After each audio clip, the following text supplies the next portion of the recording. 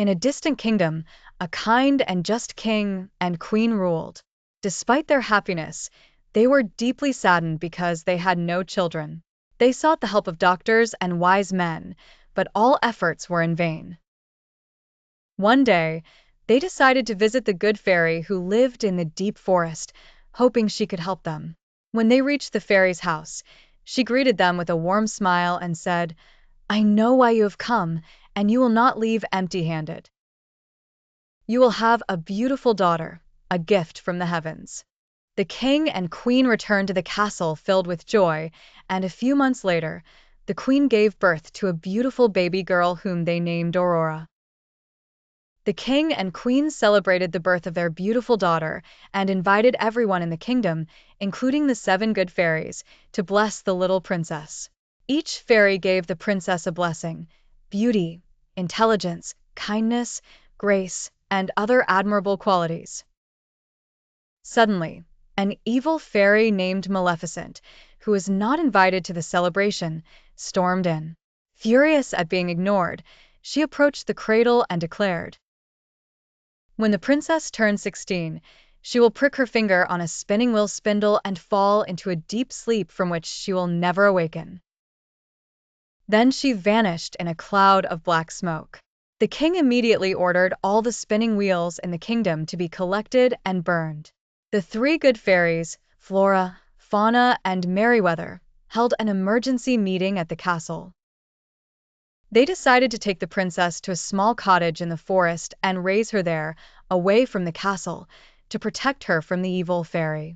Aurora lived with the fairies in the forest under the alias Rose. Her life was simple, yet filled with happiness.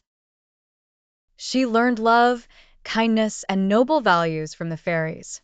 She sang, played with the animals, and enjoyed a peaceful life, far from any danger.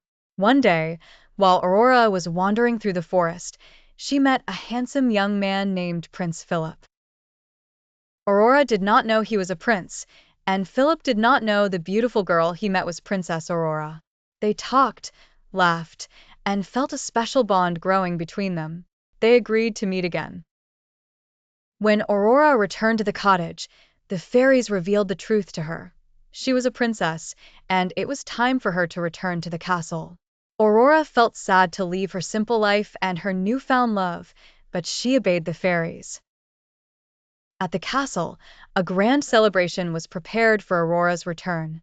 However, in an unexpected moment, Aurora was drawn to an old room in the castle where a magical spinning wheel suddenly appeared. Unable to resist, Aurora pricked her finger on the spindle and fell into a deep sleep, just as the evil fairy had predicted.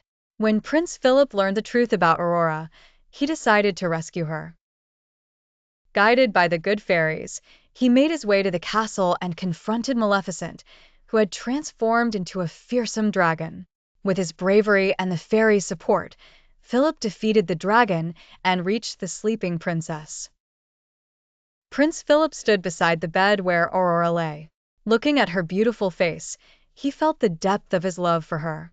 He leaned down and kissed her with true love's kiss. At that moment, the curse was broken, and Aurora awoke from her deep sleep. The entire castle rejoiced at the princess's awakening. Aurora married Prince Philip in a grand ceremony, and the kingdom lived in happiness and peace.